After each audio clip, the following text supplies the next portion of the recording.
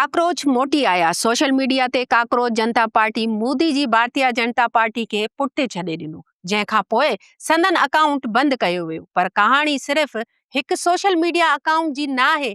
आख़िर इंडियन नौजवाननि पाण खे काकरोच चवणु छो शुरू कयो ऐं ही अनोखो एहतजाज इंडिया जी सियासत खे कीअं लोॾे रहियो आहे। अचो त आसान ॿोली में सम्झूं। मां आहियां फ़हमीदा रियाज़ ऐं तव्हां ॾिसी रहिया आहियो WTN न्यूज़। नाज़रीन, सोशल मीडिया प्लेटफॉर्म एक्स नौजवाननि जी सियासी तंज़ीम काकरोच जनता पार्टी जे अकाउंट खे इंडिया में ब्लॉक करे छॾियो आहे। ही क़दम अहिड़े वक़्तु खयो वियो जॾहिं इंस्टाग्राम ते CJP जे फॉलोवरनि जो अंगु 13 करोड़ ताईं पहुची वियो ऐं हुन भारतीय जनता पार्टी जे पोणा 9 करोड़ फॉलोवर्स खे पुठिते छॾे ॾिनो। हिन अकाउंट जे मुअत्तल थियण खां पोइ तंज़ीम हिकु ॿियो अकाउंट काकरोच इज़ बैक शुरू कयो आहे।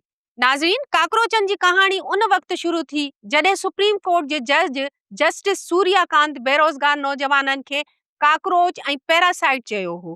हुन जो चवणु हो त हुननि खे रोज़गार नथो मिले, न ई पेशावराना ज़िंदगी में जाइ मिले थी। उन्हनि मां कुझु मीडिया मैन बणिजी वञनि था, कुझु सोशल मीडिया ते सरगर्म थी वञनि था, कुझु RTI कारकुन बणिजी वञनि था ऐं पोइ सभिनीनि ते हमिलो शुरू करे ॾियनि था। उहे काकरोच जहिड़ा ई आहिनि। वकीलनि ऐं मीडिया जे शदीद तनक़ीद खां पोइ चीफ जस्टिस 16 मई ते उन ते वज़ाहत पेश कंदे चयो त मीडिया जे हिकु हिसे हुन जे लफ़्ज़ खे ग़लति अंदाज़ में पेश कयो आहे।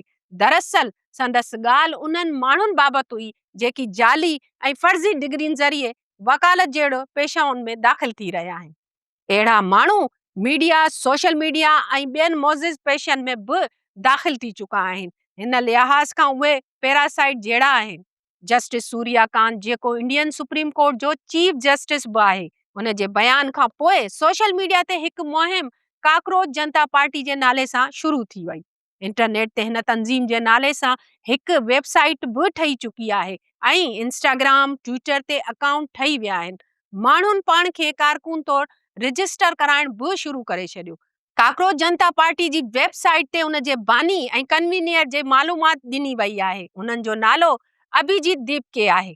अभिजीत चवे थो त जॾहिं हिन इंडियन चीफ जस्टिस जो बयान ॾिठो त खेसि संदसि ॻाल्हि इंतिहाई ॿाराणी लॻी, छाकाणि त चीफ जस्टिस खे मुल्क जे आइन जो मुहाफ़िज़ सम्झो वेंदो आहे। उहो आइन जेको हर कंहिंखे इज़हार राय जी आज़ादी ॾिए थो। हाणे अहिड़ो शख़्स जेको इज़हार राय जी आज़ादी जी हिफ़ाज़त कंदड़ हुजे, उहो नौजवाननि जो मुक़ाबिलो काकरोच ऐं जीतनि माकोड़नि सां कीअं करे सघे थो।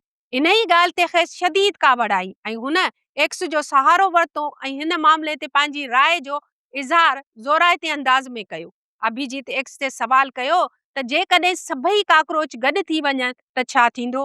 हुन चयो त खेनि जेनज़ी ऐं 25 सालनि ताईं जे नौजवाननि तरफ़ां उन ते शानदार रद्द अमल मिलियो ऐं उन्हनि चयो त असांखे गॾु अचणु घुर्जे ऐं हिकु प्लेटफॉर्म ठाहिणु घुर्जे।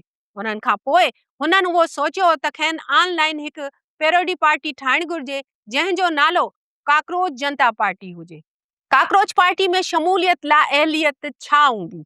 अभिजीत चवे थो त चीफ जस्टिस नौजवाननि खे बेइज़त करण लाइ जेकी बि लफ़्ज़ इस्तेमाल कया, उन्हनि उन खे उहे ई अहलियत बनाए छॾियो आहे। काकरोच जनता पार्टी जी हिमायत अॻूणे क्रिकेटर ऐं पार्लियामेंट मेंबर कीर्ति आज़ाद बि ऐलान करे छॾियो आहे।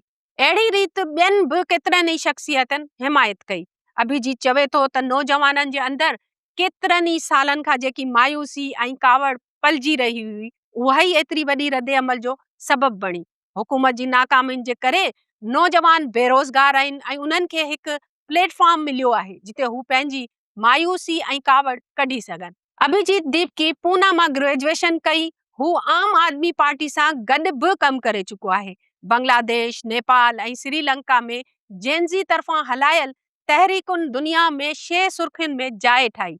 हसीना वाजिद खे पंहिंजो मुल्क बि छॾिणो पियो। नेपाल में एहतजाज खां पोइ हुकूमत खे इस्तीफ़ा ॾियणो पियो। अभिजीत चवे थो त इंडिया जे जेनज़ी जो मुक़ाबिलो श्रीलंका, नेपाल ऐं बांग्लादेश जे जेनज़ी सां करणु दुरुस्त न हूंदो, छाकाणि त इंडियन जेनज़ीज़ तशद्दुद जो सहारो वठंदड़ न आहिनि। अभिजीत चवे थो त इंडियन जेनज़ीज़ तंज़ ज़रिए पंहिंजी नाराज़गी ज़ाहिर करे रहिया आहिनि। काकरोच जो लिबास पाए उहे मुक़दस दरिया जमुना खे साफ़ करे रहिया आहिनि ऐं किचिरो हटाए रहिया आहिनि। उहे उन ज़रिए मौजूदु निज़ाम जो मज़ाक़ उॾाए रहिया आहिनि। उहे घिटियुनि में वञी तशद्दुद नथा भड़काइनि ऐं जेकॾहिं सुभाणे उहे घिटियुनि में निकिरनि बि था त उहो कमु जमहूरी ऐं पुरअमन तरीक़े सां कंदा। बकुल संदन जेनज़ी काबीना में शामिल माण्हुनि खां वधीक पढ़ियल लिखियल आहे। असांखे इहो सवाल करणु घुर्जे त असां ते अणपढ़ियल माण्हू हुकूमत छो करे रहिया आहिनि। काकरोच जनता पार्टी जो मुस्तक़बिल छा हूंदो? छा उहा सिर्फ़ तंज़िया सोशल मीडिया मुहिम बणिजी रहिजी वेंदी?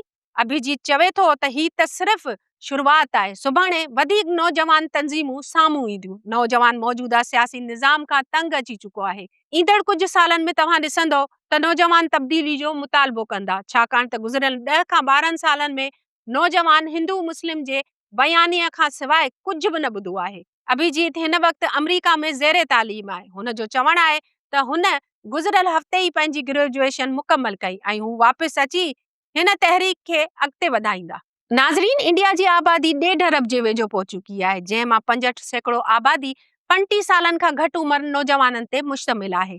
काकरोच पार्टी कामयाब थिए या न थिए, पर जेन ज़ी ड्रैगन वांगुरु भाउ ओगाणणु ज़रूर शुरू करे ॾिनी आहे।